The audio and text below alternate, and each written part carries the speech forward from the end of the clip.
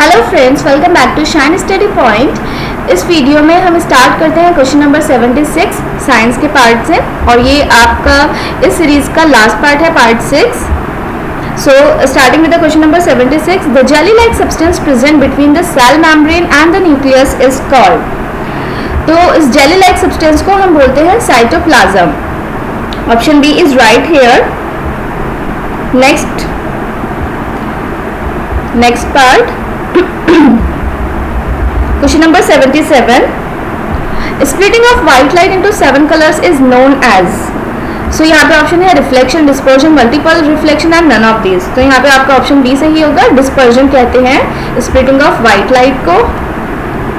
और white light में 7 colours होते हैं। Now question number 78, what is the two and fro motion of object is called. जो आपका टू एंड फ्रो मोशन होता है उसे हम ऑसिलेटरी मोशन कहते हैं। जैसे स्विंगिंग या पेंडुलम को आप घुमा रहे हैं टू एंड फ्रो, आगे पीछे एक मेन पोजीशन पे कोई चीज अगर घूमती है तो उसको आप कहेंगे to and fro motion. Question number 79,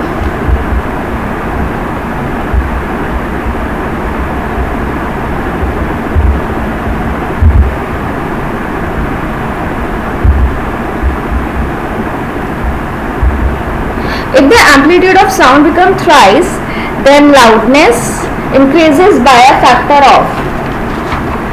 मैंने ये क्वेश्चन अपना प्रैक्टिस सेट में भी कराया है। आप साइंस और मैथ्स की प्रैक्टिस कर सकते हैं, उसके लिए मैंने क्वेश्चन डिज़ाइन किए हैं। आप उसका लिंक मैं डिस्क्रिप्शन में दे दूँगी, आप वहाँ से जाके प्रैक्टिस कर लीजिएगा। और इस वीडियो के सारे पार्ट्स भी आपको डिस्क्रिप्शन में लिंक मिल जाएगा। तो यहाँ पे आप देखिए, लाउडनेस और एम्पलीट्यूड में एक रिलेशन होता है। लाउडनेस डायरेक्टली प्रोपोर्शनल होता है एम्पलीट्यूड के स्क्वायर के। और इस क्वेश्चन में बोला है कि amplitude becomes, if the amplitude of sound becomes thrice the loudness. तो एम्पलीट्यूड थ्राइस हो गया है, तो जब आप इसका ब्रैकेट ओपन करेंगे तो 3 3 9 a स्क्वायर। तो यहाँ पे ये लाउडनेस कितने फैक्टर से इंक्रीज हुआ, 9 फैक्टर से। ऑप्शन सी आपका सही होगा इसमें। Question number 80, what causes a match stick to catch fire when rubbed on a rough surface. देखिए, कोई भी चीज़ जब रफ सरफेस पे आपका रब होगी तो फ्रिक्शन होगा।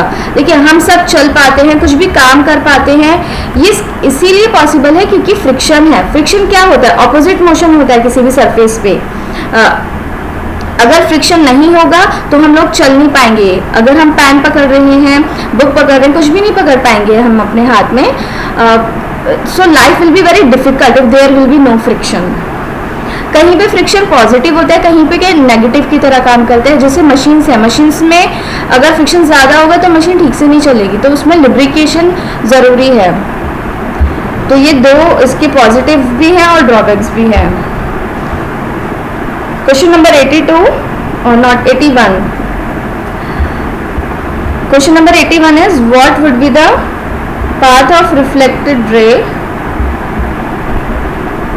if the incident ray falls normally on plane mirror। you see the options here, 1 minute।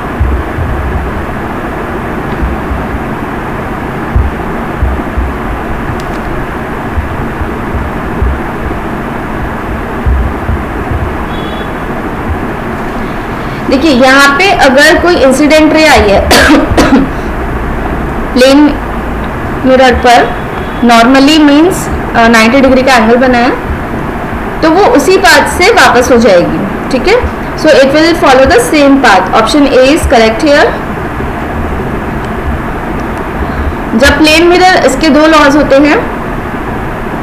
यहाँ पे आपका angle of incidence angle of reflection के इक्वल होता है, पहला law.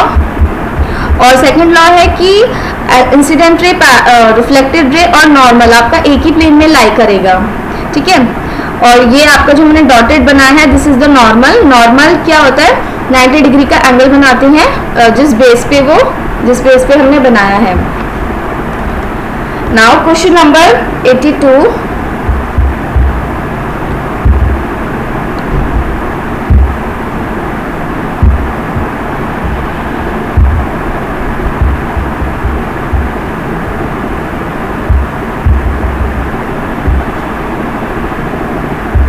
A boy is standing at 20 metre away from a plane mirror. यहाँ पे हम साथ साथ इमेज भी बना लेते हैं, इसका फिगर बना लेते हैं। यहाँ पे एक प्लेन मिरर है और यहाँ पे जो बॉय स्टैंड है वो 20 मीटर दूर खड़ा है एक बॉय। तो आपका डिस्टेंस हो गया 20 metre. A boy is standing 20 meter away from a plane mirror. He starts running towards the mirror at the speed of 5 meter per second. जो ये बॉय रन कर रहा है यहाँ पे 5 मीटर पर सेकेंड की स्पीड से रन कर रहा है। The image of the boy appears to be running towards him with the speed of। अब आपको बताना, देखिए प्लेन मिरर में जितनी दूरी पे आप खड़े हैं उतनी ही दूरी पे आपकी इमेज बनेगी मिरर के पीछे। तो यहाँ पे आप बताइए इमेज 20 मीटर दूर बनेगी, ठीक है। अब यहाँ पे आपसे क्वेश्चन में पूछा है कि आप बताइए जो ये इमेज है वो उस बॉय के पास कितनी तेजी से भागकर, कितनी स्पीड पे तेजी से भाग के आएगी। तो अब इस जो इमेज को डिस्टेंस कवर करना है वो 20 नहीं करना, अब वो उसको 40 कवर करना है। तो 40 मीटर डिस्टेंस कवर करना है। स्पीड का फॉर्मूला होता है डिस्टेंस अपॉन टाइम,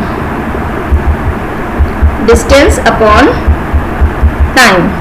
अब जो डिस्टेंस हमने 40 मीटर देख लिया, टाइम हम निकालेंगे, टाइम हम यहाँ से फाइंड आउट करेंगे। टाइम कितना हो जाएगा, डिस्टेंस अपॉन स्पीड। तो हम यहाँ पे हमारे पास दो वैल्यूज गिवन है, जो उस ऑब्जेक्ट की गिवन है, बॉय की गिवन है। डिस्टेंस कितना कवर किया था उस बॉय ने, 20, और यहाँ पे जो उसका स्पीड थी वो थी 5 मीटर पर सेकेंड। तो हमारे यहाँ से 4 सेकेंड टाइम आ गया कि उसने 4 सेकेंड पे उस टाइम लगा था।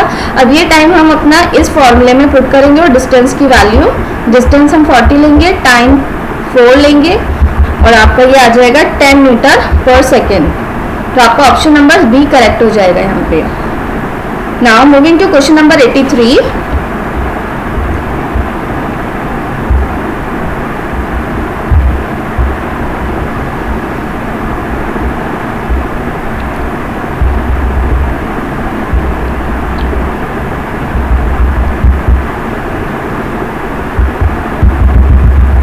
Okay. A body A with charge +2 is brought in contact with another identical undercharged body B and then removed. The charge on the body B is। यहाँ पे आपका ध्यान से देखिए एक बॉडी है जिसपे चार्ज था +2, ठीक है। अब ये कांटेक्ट में आ गई, एक अनचार्ज बॉडी है, इस पर कोई चार्ज नहीं है और फिर इसको हटा लिया। तो जो चार्ज होगा वो दोनों पे इक्वल ट्रांसफर हो जाएगा। जब इसकी कांटेक्ट में और रिमूव हो गई तो इस पे भी +q चार्ज होगा और इस पे भी +q चार्ज होगा। तो यहाँ पे ऑप्शन नंबर ए करेक्ट हो जाएगा। क्वेश्चन नंबर 83 में पूछा है the SI unit of pressure is. तो जो प्रेशर की यूनिट होती है आपकी पास्कल होती है, प्रेशर की यूनिट।